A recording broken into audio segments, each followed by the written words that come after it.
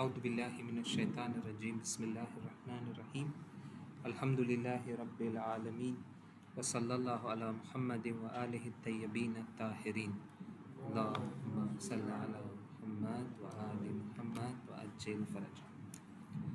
So welcome to the last session we have in this short course on Introduction to Islamic Spirituality.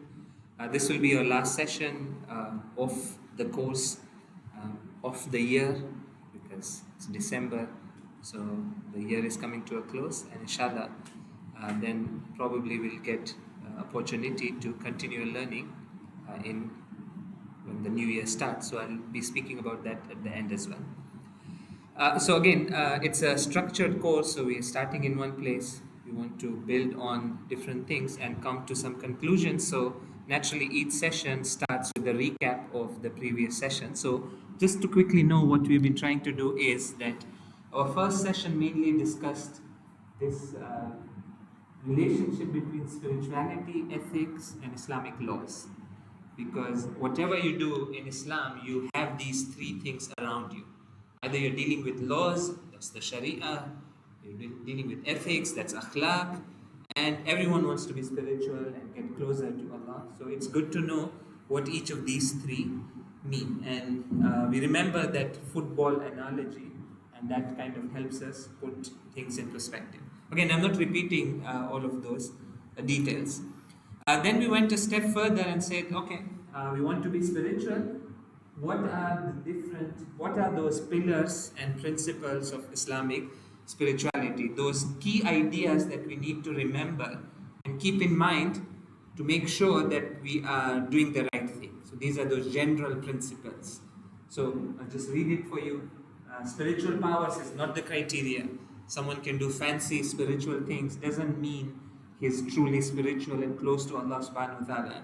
Of course, the opposite holds true. If someone is very spiritual, they might display karamat and other things. But the other way around is not necessarily true. It's a one-way thing. Of course, even it's not 100%. You might have awliya who are very close to Allah who show nothing special in them. They're so hidden that most people won't even find out about them, that they were such a close servant of Allah living amongst us. You'll not even know them. They'll show no significant spiritual things in them. They'll just silently live, and then they go to Allah subhanahu wa ta'ala. Islamic spirituality has to be in line with Sharia. So if someone presents a version of spirituality that diverges even a bit from Sharia, just know that you just cross it out. It's a false version. You just take it, put it in there very respectfully in the dustbin. Because if it tells you to go against Sharia as part of his spiritual program, that doesn't work. It has to be balanced and comprehensive. Focusing on one area and not focusing on another doesn't make you spiritual. It overstretches you. Of course, spirituality doesn't mean monasticism and leaving dunya and tark of the dunya. No. True spirituality can happen in dunya only. And that's the hard part. Okay? And it's a very slow process. It's a slow process, but it happens. So this was the second session. The third one spoke about the actual practical plan for spirituality. And this is what Islam says that, look, you do these three things and approach spirituality on a daily basis. So take every new day and try and do these three things. That's it. Okay. So every day is a new day. You begin with self-conditioning, musharata. You tell yourself, inshallah, today I'm going to be the best. Okay. Then through the day, you try to be self-aware. You pay attention to your actions. Am I doing the right things? How is my day passing? How is it going? So you be self-aware. You try as much as possible. And of course, end of the day, you do muhasaba. You do a bit of accounting, and you end your day. Of course, a few questions came at the end of the last session, because there are other words even thrown around like mu'aqaba and mu'ataba and all that. So I briefly mentioned, you had asked that question, so I briefly mentioned that these other things like imposing punishment on oneself, it's not recommended. So we have to leave that. In fact, in spirituality, we are told that you have to have rifq with your soul. You have to be lenient to your soul. Of course, lenient not with the meaning of making it lazy, but you cannot be harsh to your soul, except in very exceptional situations, and that requires consultation. You have to ask someone who knows more than you. But as a general rule, muhasaba is a very simple thing, which is mentioned in an ahadith that when you're accounting for your deeds, if you have done a good deed, you thank Allah, right, that He gave you the tawfiq to do. If you have done a bad deed, you do istighfar. So your mu'aqaba or mu'ataba, that self kind of thing, is that istighfar. You just say that, man, I shouldn't have done this. I'll try my best not to do it tomorrow. So that amount of whatever pressure on the nafs should be there. We shouldn't leave the nafs completely like free, that you do whatever you want. You want, no, this much that you istighfar, you do tawbah, you tell yourself that I shouldn't have done this, and I'll try my best genuinely to not repeat the mistake. That amount of pressure is fine.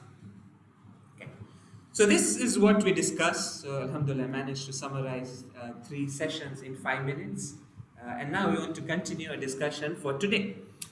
Okay, so our discussion continues from the center, which is muraqabah. Okay. So you might ask, okay, what does muraqabah mean? Muraqabah means to watch over something, be a raqib over something you're watching over. Here, basically, it's a bit tricky because you are watching over yourself. So it becomes very difficult. Watching over others is very easy, right?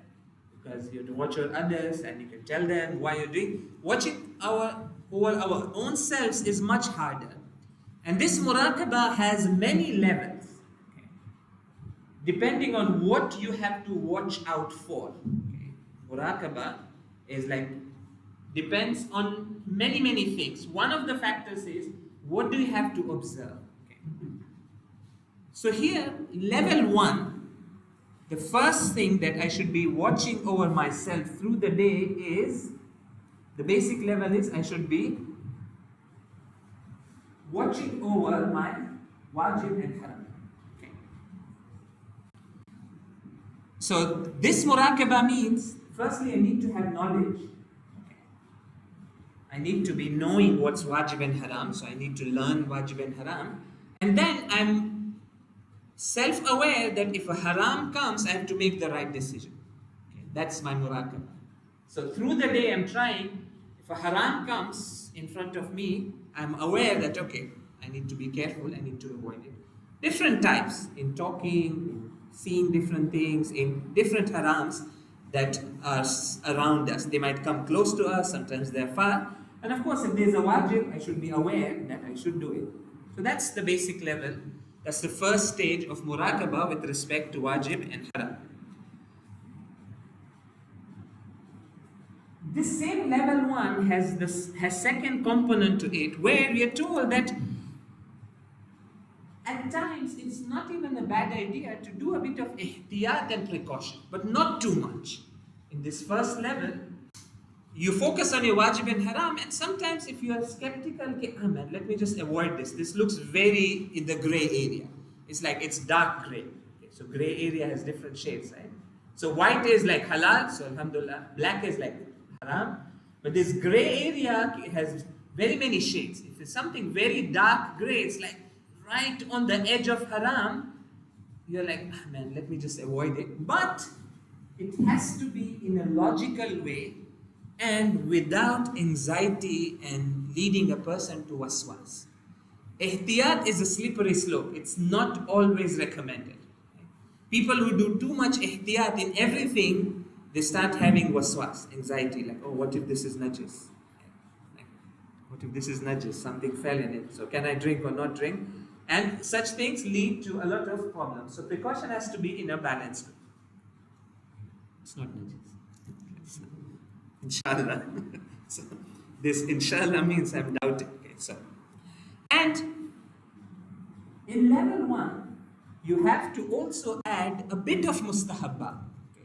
So muraqabah means that I have to remind myself that, look, around me there are some very simple mustahab things that I can access without too much effort. Why am I losing out? Let me do some of it.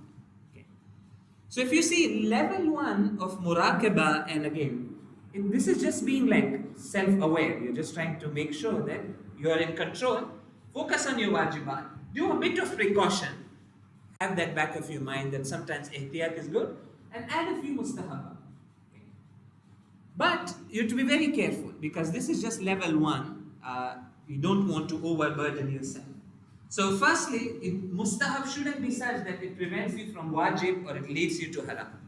Okay, you don't want to do mustahab to commit, like leave out a wajib. Like you don't want to stay awake till 3 a.m.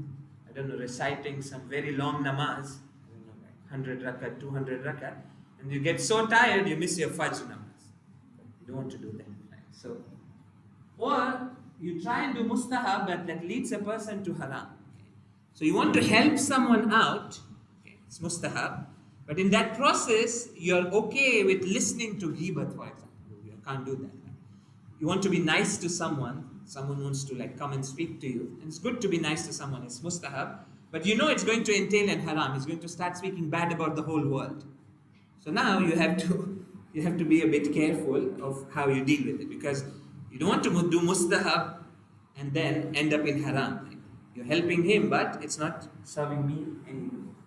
It has to be very small. So inshallah, I'll come to this in the later part of the discussion that how much mustahab should we be doing. So there's a quantity to it, very less, but it has to be continuous. Okay? And choose the regular ones. Don't go for very fancy, like people want fancy du'as. Okay? They're not happy with like, so Baba recite taqiba. Man, it's too boring. Like, give me something like, I don't know, dua sanamay Quraysh, and I don't know. Do you know what that is? You're not heard? You're not heard of dua sanamay Quraysh? Okay, so that's, yeah, okay. So, don't want to go into it. So people want fancy stuff, like, I don't know, dua, I don't know, tilism, something. Baba, just do the standard ones. People want special things that will give them like a boost. Sorry, it doesn't work like that. If I had such special things, I would have used it myself first. Why should I give it to you? I should have used it and I should have risen. There is no such thing. You do the standard things, and if you're in doubt, ask someone who knows more than you. Like, is this okay? Am I doing the right thing? So this is level one of muraqabah. Through the day, I should do my wajibat, stay away from haram, do a bit of mustahabat. That's it. That's how much I'm expected to. But if you see, this level one is all to do with our actions and amal, right? Wajibat are actions, staying away from haram is action, mustahabat are action. But, and this is where my discussion like really mainly starts, and that is, there's one more thing that, and that's the level two. These levels I'm saying, just to make it simple. It's not like, don't go and search for online level one of muraqabah and see which book. No, I made it up just to make it simple. But it's there in the books, but not like this, level one, level two. So level two, a slightly higher, and we need even the second one, is that in addition to taking care of the actions, the amal, we're also told that we have to slowly work on our intentions and need. And this is what I want to speak about for like good 10 minutes, that there's nothing more important to spirituality and getting closer to Allah than intentions. Okay. So the amal have to be there, that's the base. If you're not doing any actions, intentions without actions are useless. Like, you can't say कि मारो दिल पाक छे ने मारा दिल में बहुत खुदा की मोहब्बत छे, but in actions I don't do anything. So they'll be like how does it work? Like, you're doing the opposite of what you're claiming your intention to be. So intentions are reflected in amal, but the value of amal increases through intentions. There's nothing more important for an action than the intention attached to it.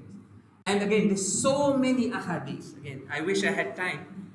And as I mentioned even in previous sessions, that calling this course also like an introduction to Islamic spirituality, I think was a mistake, because after this course, we're all going to think that alhamdulillah, we've learned Islamic spirituality, we are done. No, it's not the case. Like, there's a lot of detail here that we're not discussing. Islamic spirituality is a longer duration, you have to learn a lot. And I remember our own time in Hausa in Qom, and I've seen some of the friends, it's like, you enter Hausa and you have like fancy ideas about spirituality, especially those people who entered Hausa very young and they're inspired by like to become spiritual, like Labajat and not many and that kind of thing, those kind of people.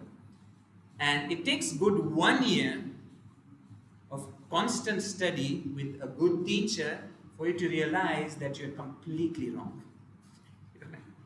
You're so wrong about what spirituality means and what it means to be spiritual and what it doesn't mean. It takes like a year of 1 week, like every week you go and learn and learn and learn, and then slowly the teacher repeats some things for you so much with so many different verses of the Quran, the hadiths and examples from ulama, that after you are saying that, oh my God, like what was I doing 1 year back? Like I was mad, like basically. So there's a lot to learn and a lot of details. But because we said let's shorten it, people like shorts, right? Reels, shorts. So this is basically the Instagram version of Islamic spirituality, if you like to call that. Like I have to condense everything in 4 hours, give you preview, with the hope that inshallah we can pursue it at a longer length. So this is one. Akhlisil amal. Make your actions sincere. فَإِنَّ النَّاقِدْ basir. So naqid is that person who checks gold for its purity. Okay. So here it's saying that make your intentions sincere, because the one who's going to check the quality of your actions, Allah is basir. He knows everything. He's watching everything. He knows even what's inside your heart. So be very careful. In the naqid, who's going to weigh the value of your actions, is basir. He's watching. He knows everything. So make sure your intentions are sincere. Again, this is itself a very important discussion, and I remember like once like this discussion was done over like 3-4 sessions. Niyyah, what it means, different types of niyyah, how they affect us. So it's a huge, big topic to discuss. Again, I'm going to shorten it and present some parts of it. So again, intentions have a wide range. So any action is either accompanied by a wrong intention or a right intention. Same action. Outwardly, there is no difference. Even the action could be salat, a very good action. This same namaz which outwardly looks like this, or even charity. Charity is good, right? We feel giving money to others. The same physical action can be accompanied by a whole range of intentions, wrong and right. So on the wrong side, we have a whole lot of intentions. For example, someone can give charity to show off. Right? Let's say someone is purely doing charity so that they show off. And sometimes it happens, especially those rich people who are not Muslims, and like then they get into this, that they give so that people praise them. Okay. Or for example, and again, I want to give contemporary examples. So many times, a lot of charity done by these so-called NGOs and it happens with wrong intentions. They're giving money, but their intention is to boost their capitalistic interests. They don't care about anything else. So you'll see a company, for example, I'll even use real examples. So for example, Microsoft. It has a huge charity arm to it, that's Bill and Melinda Gates Foundation, right? Okay, now, and the type of things they do is very nice from outwardly. But sometimes these foundations, they do things to boost the image of the company. So everybody feels that Microsoft is such a nice company and it will boost. It's a marketing strategy to give charity. It's very bad intentions, right? To trick people. And I think probably now everybody knows that all of these big companies are complicit in a lot of oppression. So like, for example, Microsoft itself is giving its cloud services to Israeli army to run their algorithms, AI, to kill Palestinians. So a lot of charity today happens because they have capitalistic interests, like they're looking long term to boost the profit of the company. That's a wrong intention. Or for example, this is what politicians do. They do a lot of nice stuff to trick people. A lot, election time especially.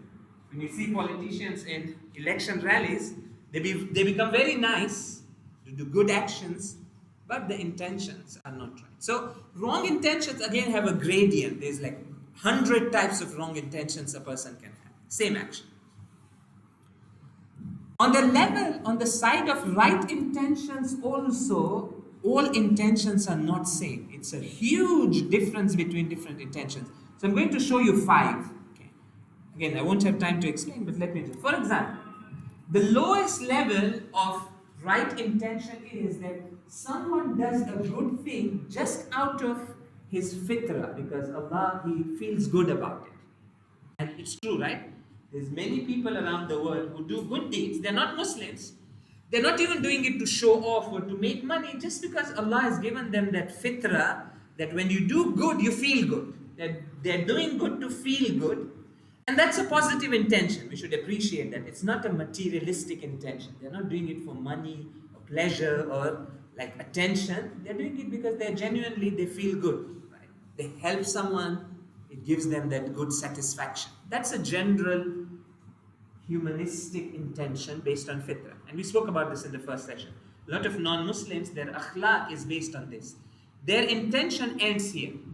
The best of their intentions is this, that they're doing it because Allah has created them in a way that people, we like to do good. Alhamaha fujuraha wa taqwa. So we know what's right and wrong, we like it.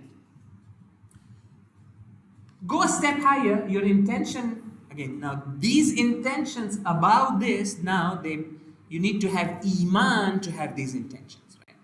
Without iman, these 2, 3, 4, they don't work. If you don't have iman in akhirah, how are you even going to have an intention to gain that? It just doesn't exist. I don't know if I mentioned in this series here or somewhere else that this is long time back, 13, 14 years ago. Same, there was I don't know if you remember, like that was the time when these people will go and they'll like arrange a caravan and they'll go to Gaza to break the siege. So you know the Turkish flotilla that went, which was attacked. So there's a whole group that started from India.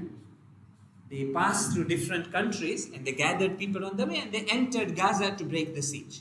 Okay, it's very interesting. One of my friends was in that thing and they went in Gaza, inside Gaza, and he mentions that I think he met one of these leaders, like I think Yahya Sinwar or someone, one of these like who became amongst the Shohada now.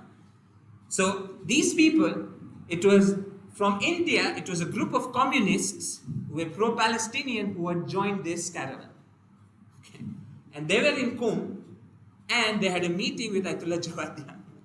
So they're all there and Ayatollah Jawadi Amali was giving speech.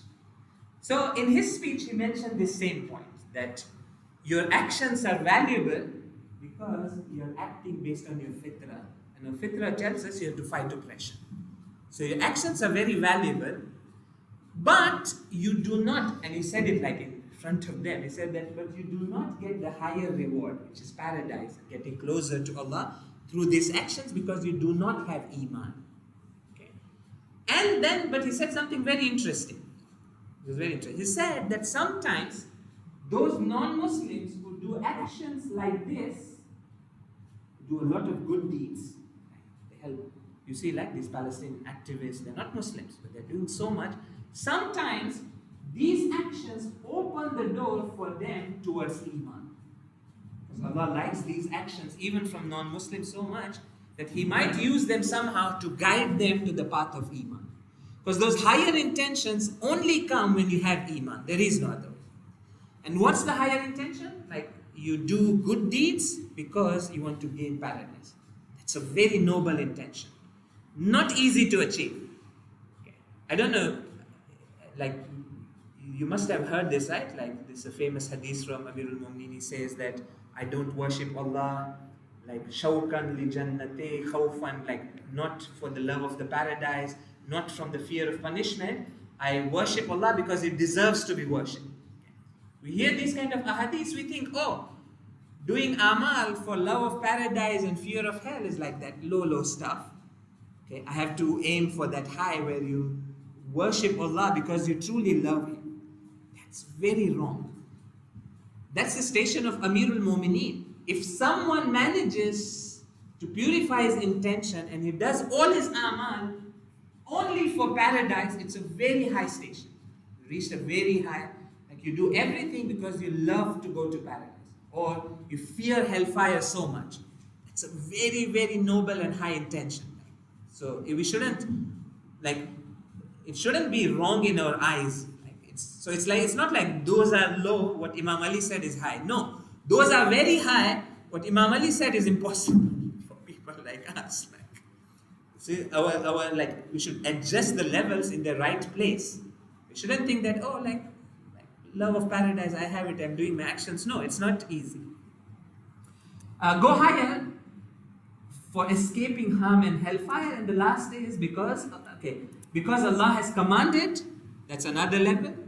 You do an action just because you have so much taslim that you say that Allah has commanded and that's my intention, therefore I'm doing it. Intention means that why are you doing the action? So even I didn't describe it. If you had a longer time, you would define what an intention is.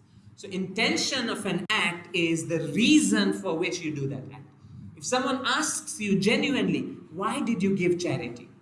And if you open your heart and you open and find that why, usually we have a mixture of intentions. We don't have pure intention.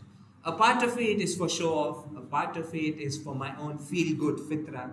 I mean, I'll feel good if I do. A part of it is a genuine. Our intentions are mixed. Okay?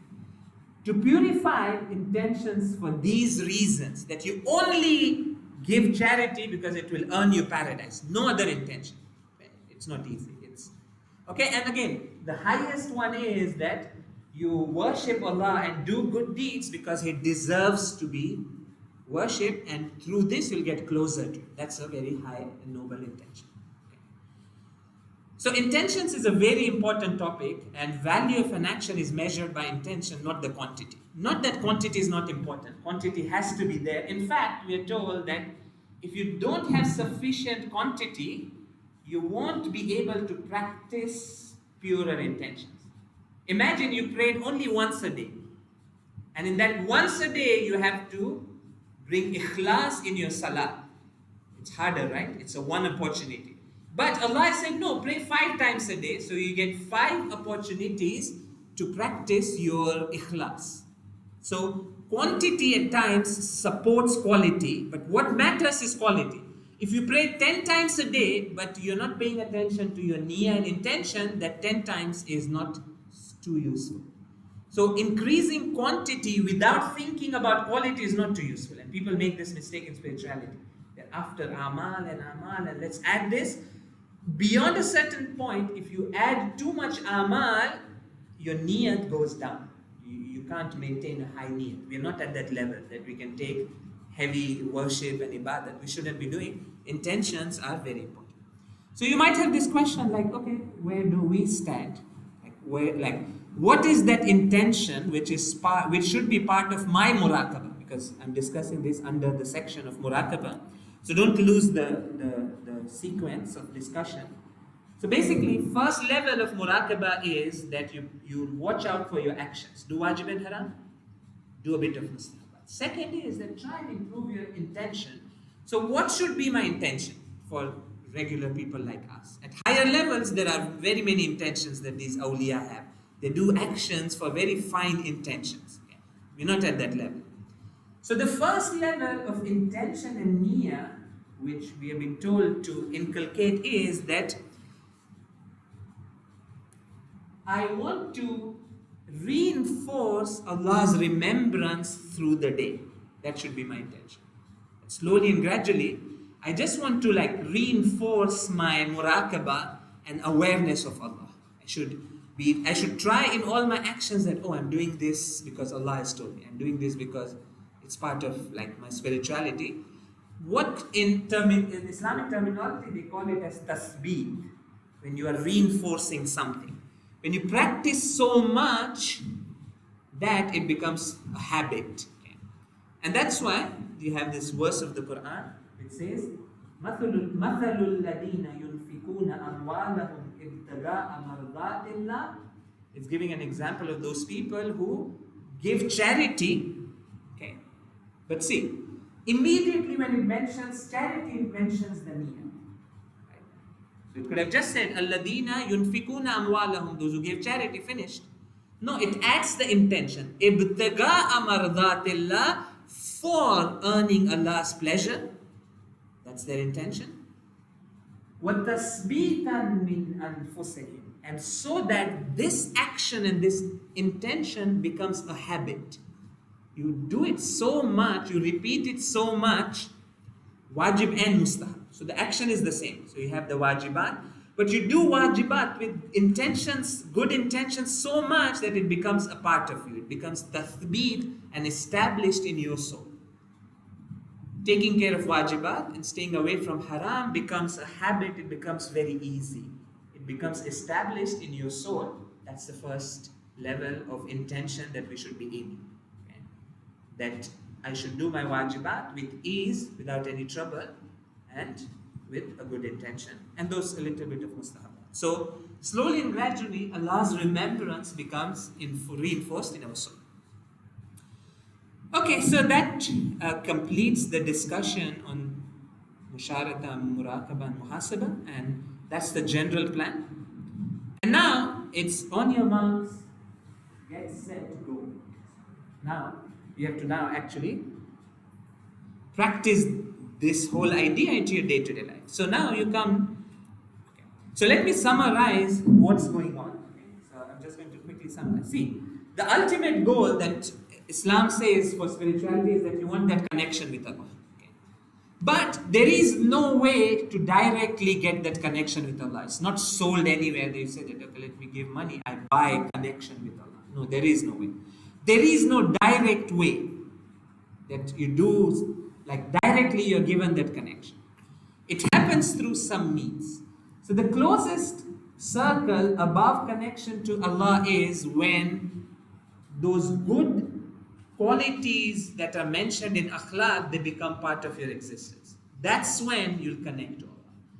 So the whole range of akhlaqi qualities, right? Qualities, not actions. So sabr, shukr, tawakkul, rida, and a whole list of positive qualities. These are qualities, these are not actions. Okay. So tawakkul is a state of heart. And staying away from the bad akhlaqi qualities. So the fada'il and the rada'il, when you stay away from those bad traits and you inculcate those good traits, that takes you closer to Allah. There is no other way. But even that is not directly possible. Like, how do I get the quality of rida, like being satisfied with Allah's decree? It's a quality, right? Like, do I have to buy it? I have to read it? So the only way to get to those qualities is to perform actions that are moral actions, that have moral value. Okay. And that can only happen if you follow the ahkam.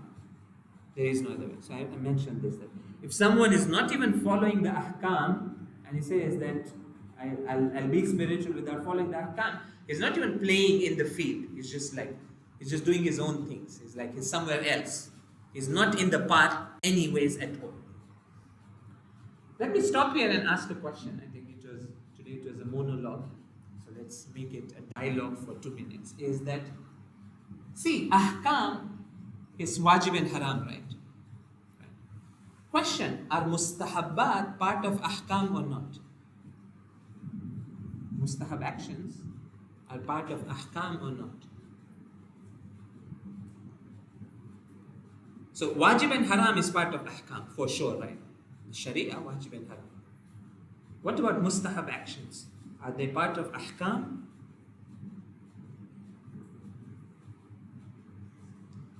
You're confused. You have to be confident, even if it's wrong. Yes, right? So, the Maraji in their Tawzil Masail, in addition to wajib and haram, they write mustahabat, they give fatwa. It's part of Sharia. So those who have studied in Hausa, they know that Allah's hukm is of 5 types. It's either wajib, or mustahab, or mubah, or makruh, or haram.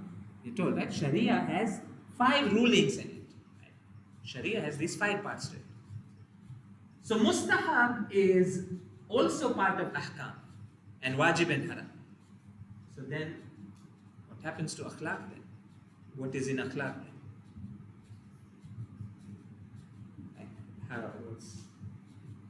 Where do you put mustahab? It's there already in ahkam. So do you put them in akhlaq as well? What about wajib and haram? So let's say salat. Salat is wajib, right? The wajib salat is wajib. Not all salat are wajib. The 5 times daily salat is wajib. So it's in ahkam. Does that mean it's not in akhlaq?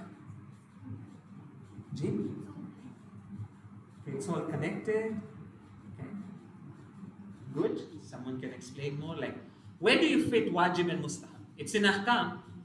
But then, what do you do in akhlaq? And again, akhlaq, these akhlaqi qualities are separate. I'm talking about actions that have moral value, that are part of akhlaq.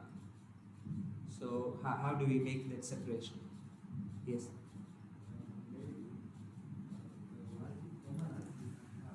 Okay.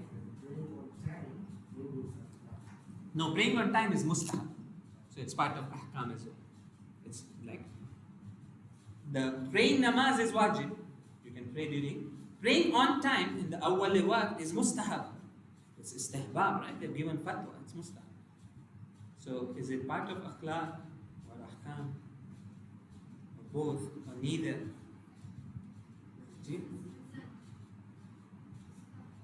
No. So, the result is the quality. What about the action itself? So, see, we have to make a distinction between akhlaqi qualities. I mentioned a list. Sabr, shukr, tawakkul, rida. The negative qualities like hasad, kibr, ujb. These are qualities, right? These are not, ujb is not an action. Self-conceit and you think you're too good is a quality. So akhlaqi qualities are separate. But we also have something which are akhlaqi actions. But they resemble very close to ahkam, right? So where do we fit them? Ideology is outside this. Ideology is the whole framework that you have in which this makes sense. So this makes sense in a belief system. So belief system is around here, but it's not part of this. So aqaid is separate. So ahkam and akhlaq. I spoke about this. For example, salat, where do you fit? Okay. Ahkam or akhlaq? Or both? Okay. So we should say both, right? So we say that ahkam is wajib and haram and mustahab and makruh, but this same wajib and haram and mustahab and makruh is also part of akhlaq. But the question is, then what's the difference? Can anyone point out the difference? Okay. The intention. So you see the connection. So, for example, let's say, question, giving khums is wajib or not? It's wajib, right? Let me, khums is,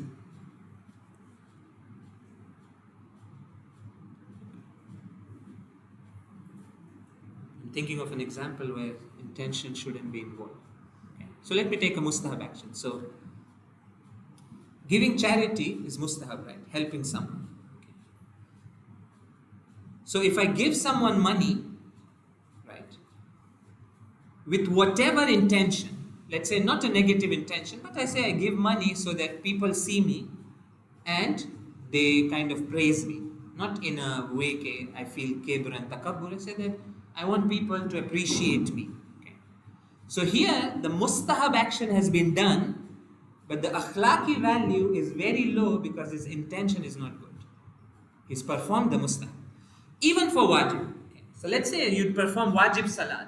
Of course, wajib salat needs to have a minimum intention. Right? That you have that niyat, right? You do qurbat and ibadah. But let's say someone recites a wajib namaz, but he doesn't have hudur qalb. He's not doing it with attention, with a good intention, with a stronger intention. His namaz will be sahih, but the akhlaqi value will go down because his intention was very weak. So, in other words, any action has two aspects to it. One is you look at it from the aspect of ahkam. Is it wajib, mustahab, makruh? That's one thing. The other aspect is how much spiritual and ethical value it has. That's tied to your intention. So two people can do the same wajib. Right? For example, I pray. Of course, we should never even compare. Like we pray and Amirul Mu'mineen prays, right? I'm also doing that basic intention. Right? I'm not doing out of riyah. He's also not doing out of riyah. But can you compare these two prayers? No. You might say, what's the difference? Just the intention. The intention, his intention is so pure, the spiritual value of his one actions is so great that cannot even be compared to the spiritual value that my namaz gave me. My namaz gave me like a tiny 1 millimeter leverage. Amirul Mu'mineen's namaz takes him like in the malakut. Like, it's a very different thing. The difference is purely intentions. So intentions, I didn't want to make it technical. I hope I was able to explain that what makes an amal have ethical and akhlaqi values, your intentions. If someone does an action with good intention, that has moral and spiritual value. Otherwise, it's just you're acting on Sharia, which is good. Therefore, I'll end this thing just to make it more clear. We have a lot of ahadith that say that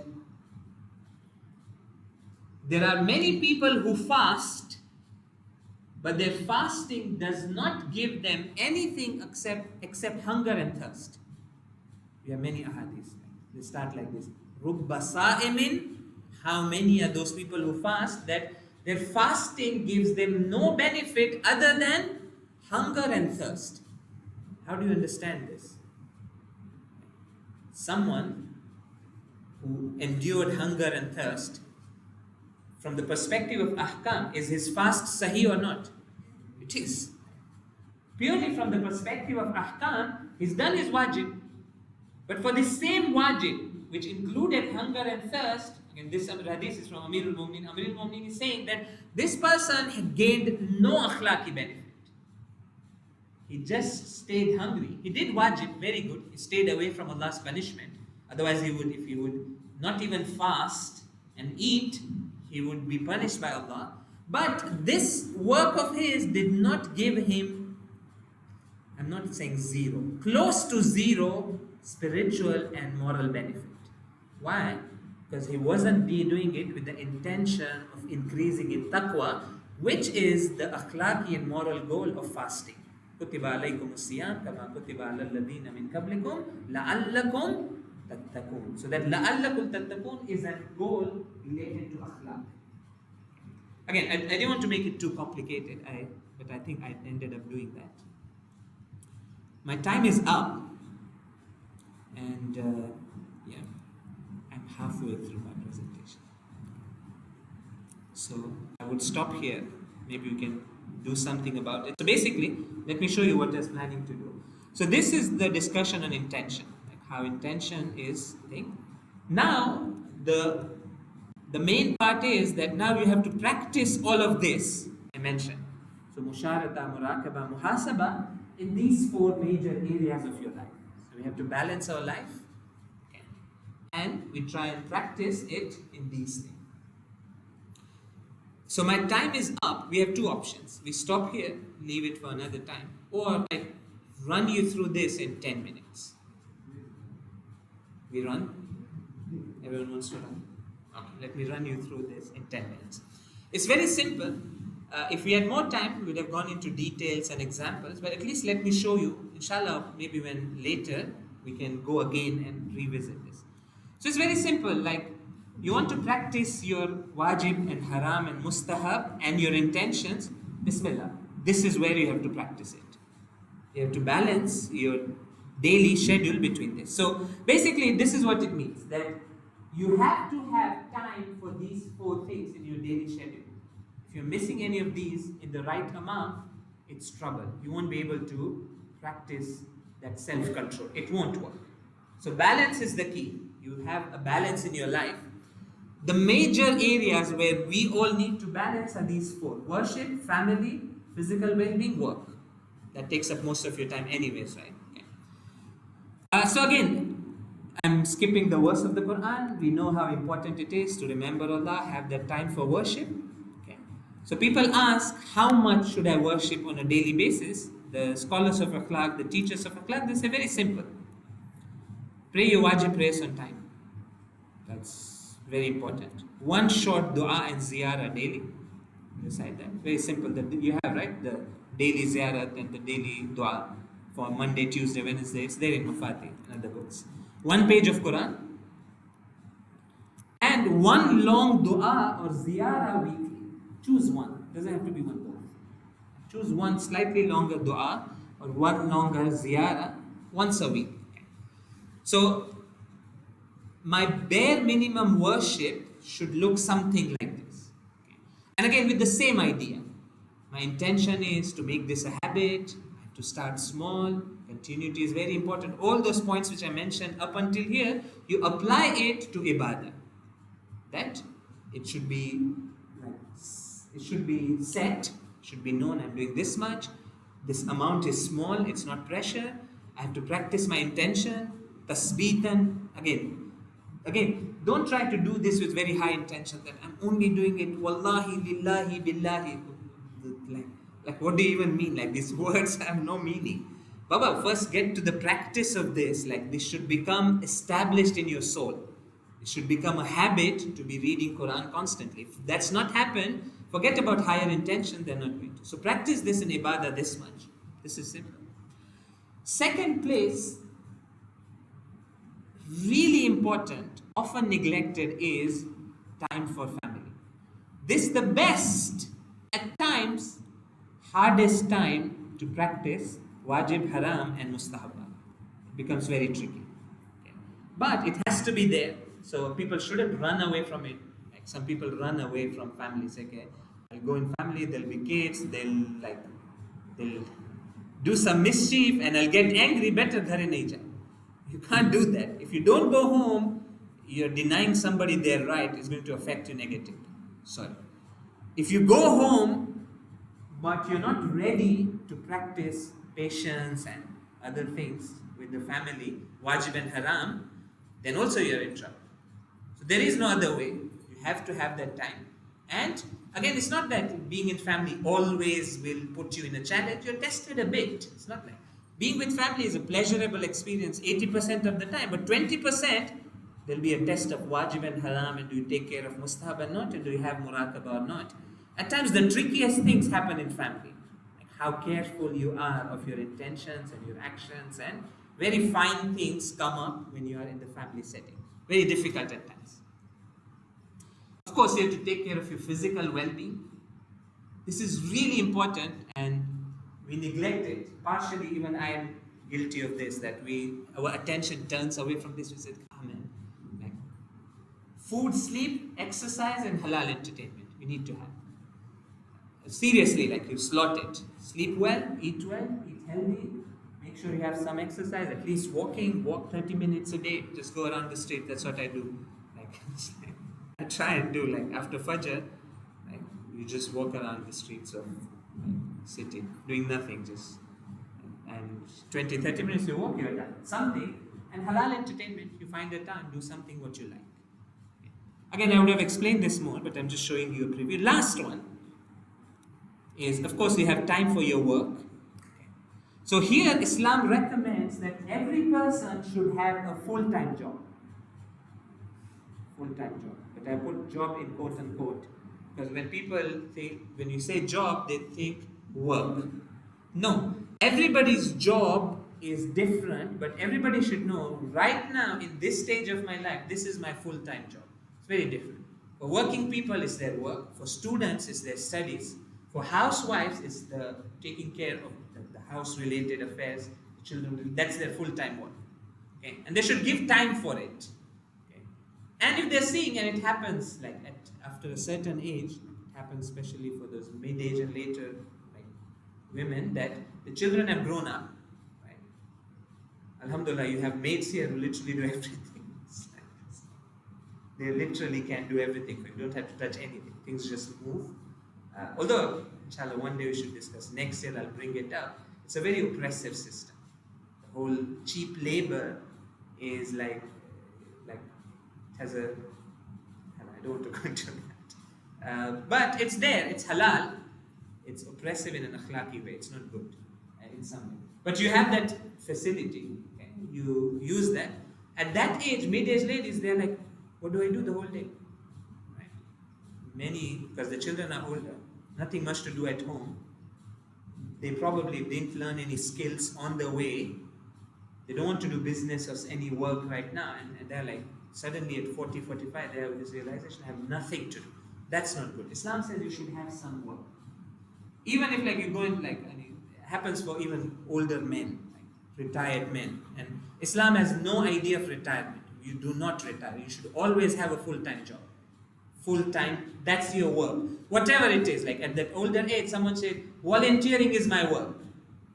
You should have a work. I'm starting a home business. I don't know, cooking something. Do something. Don't sit at home and do nothing. But this is the most dangerous part of my discussion today, and that is that maximum 8 to 10 hours, not more.